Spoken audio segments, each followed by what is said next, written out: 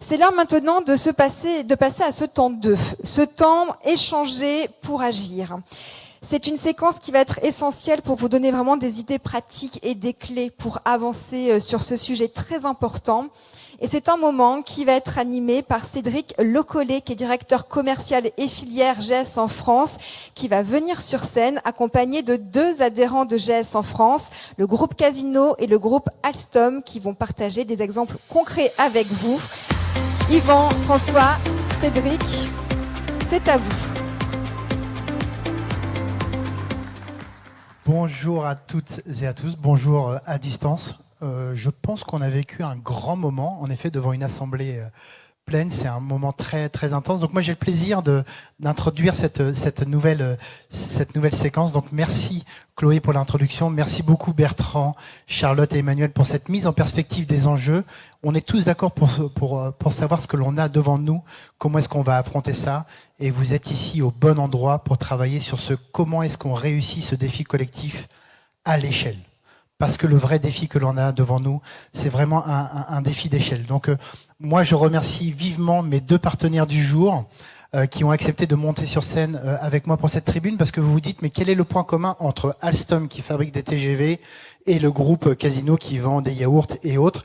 Eh bien, le point commun, c'est GS1. C'est cette nécessité de trouver ensemble des solutions à des problèmes qu'on ne peut pas régler seul. Donc GS1, c'est vraiment cette idée de do tank, de venir répondre à des problématiques en commun et de trouver ces solutions.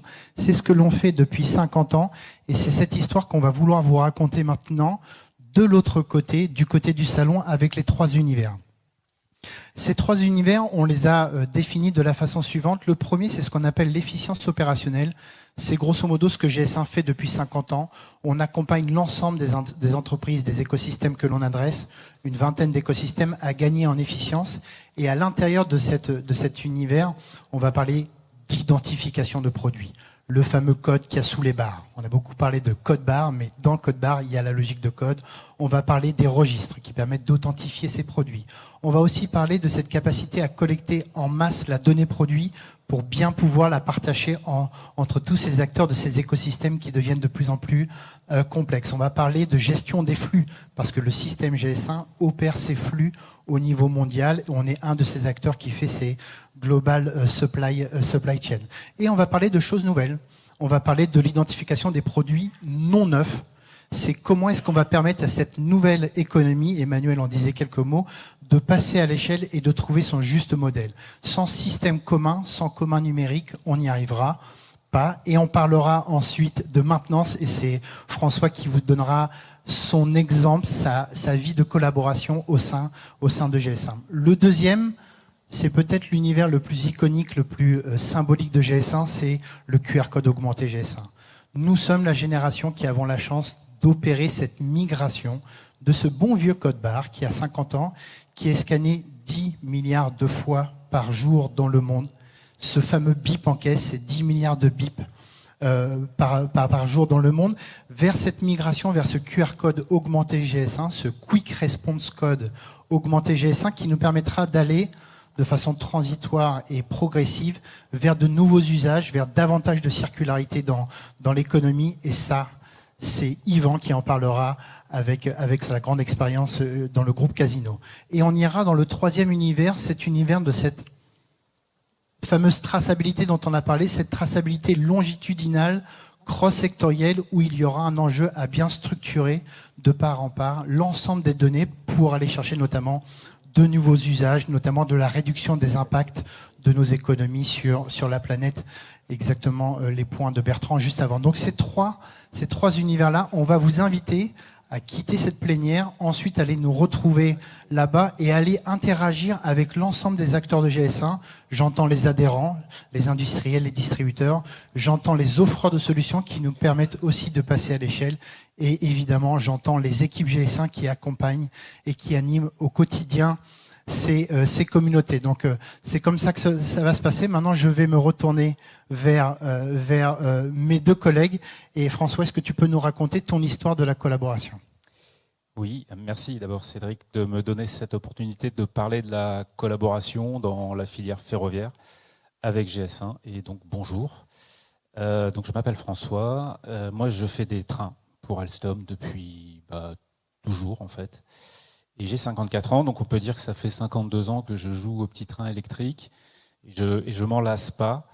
Alors notre filière, elle a choisi GS1 sous l'impulsion d'ailleurs de nos fédérations, que je salue et que je remercie pour ça, il y a quelques années, et d'abord parce que ce que GS1 nous procure, c'est un espace de collaboration où les acteurs de la filière peuvent se retrouver pour discuter de leurs intérêts communs et prendre des décisions.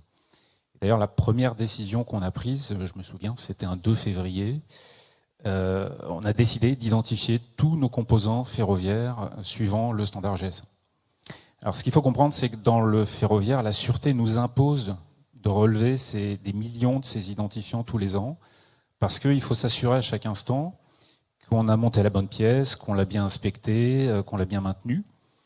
Et alors c'est facile d'imaginer le gain en termes d'efficience qu'on réalise quand on passe d'un relevé qui était purement manuel, et oui, à le scan d'un QR code qui nous permet d'obtenir cette information de façon instantanée et surtout pour nous, sans aucun risque d'erreur.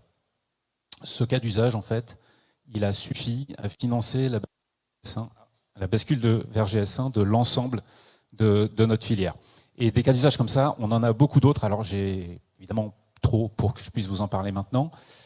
Mais quel que soit votre secteur d'activité, si vous êtes intéressé par cette notion d'efficience, par ce besoin de collaboration au sein de votre chaîne de valeur, alors il faudra rendre visite à l'univers 1, parce que ce que vous allez découvrir là-bas va vraiment vous inspirer, croyez-moi. La deuxième chose que je voulais dire, elle me tient à cœur, elle donne du sens à mon engagement professionnel, c'est que le train, évidemment, c'est un produit écologique. Alors on va prendre un train Alstom parce que c'est ce que je connais. Il est recyclable à 95% et il est constitué de 20 à 25% de matières premières d'origine recyclée. Alors c'est bien, mais dans un monde qui passe de l'abondance à la pénurie, ça ne nous dispense pas de faire notre part. Et notre part, c'est de monter ce ratio à 40% de matières premières d'origine recyclée. Notre part, c'est de concevoir des pièces qui sont réparables pour prolonger leur durée de vie.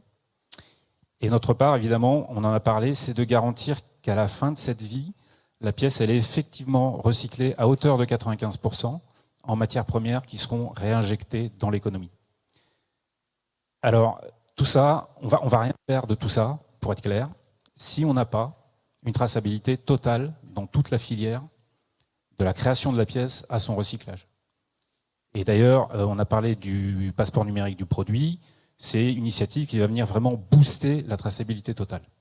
Donc voilà, si vous vous sentez concerné par ces notions d'économie durable, d'économie circulaire, de passeport digital du produit, ou tout simplement de traçabilité, eh bien rendez-vous dans l'univers 3 parce que là, vous allez avoir toutes les informations disponibles dans l'état actuel des connaissances sur ces sujets.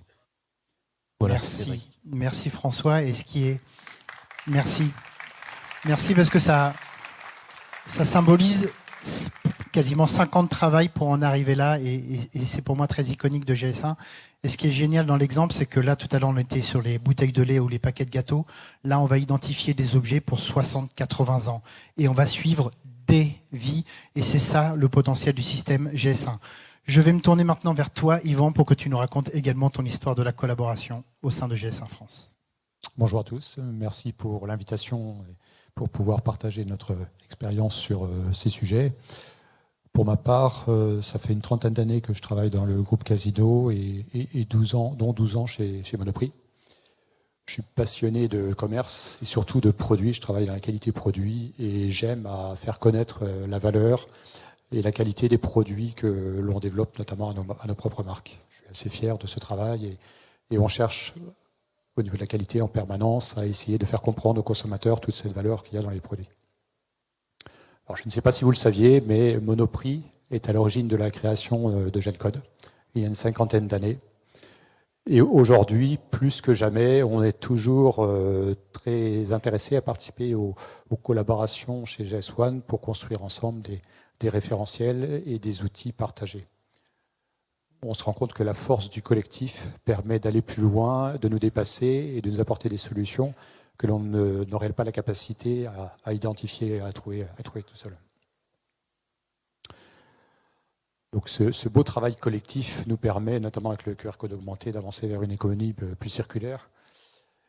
Et donc pouvoir essayer d'engager encore plus nos consommateurs et de leur apporter plus de valeur dans la connaissance des produits.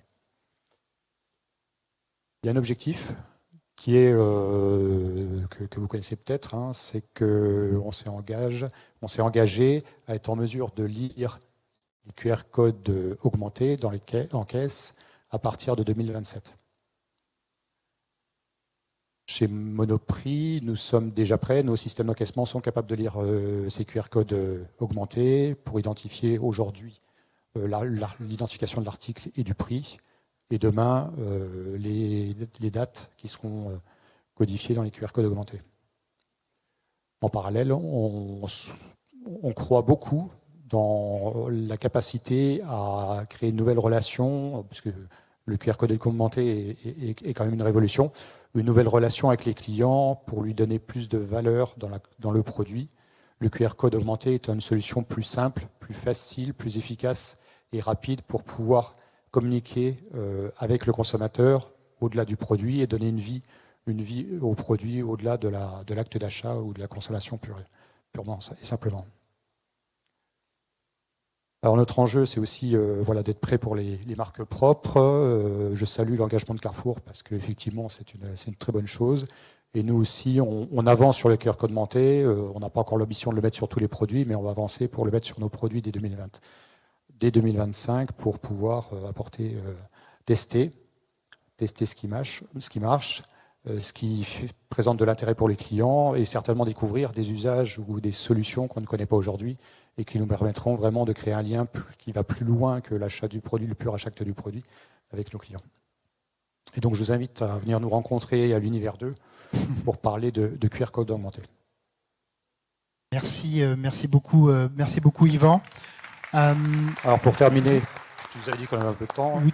Il y a aussi un 30 secondes pour un groupe de travail il y a un autre groupe de travail sur le travail sur l'impact des emballages qui est en œuvre au sein de GS1 et vous pourrez découvrir dans l'Univers 3 ces sujets relatifs à la traçabilité et l'économie circulaire en relation avec les emballages.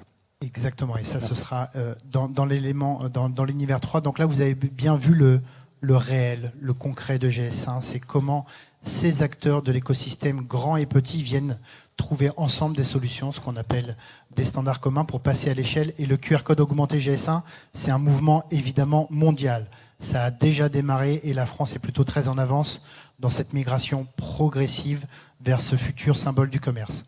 Donc on va vous inviter à aller vers ces 3 univers pour aller interagir en one-to-one avec tous les acteurs de ces écosystèmes très riches. À distance, il y aura 3 pitchs d'offreurs de solutions qui viendront vous raconter leurs solutions, Capgemini, Invent, Osapiens et Cogit, qui viendront vous dire comment leur solution peut aussi vous accompagner dans ce passage à l'échelle. Ce sera ici sur cette scène pour les personnes en physique. Ce sera pour vous à distance pour que vous restiez encore avec nous pendant cette phase 2 d'échanger pour agir tous ensemble avec le système GS1. Merci et j'invite Chloé à reprendre la main. Merci. Merci à tous les 3. C'était très inspirant. Je vous laisse redescendre tranquillement.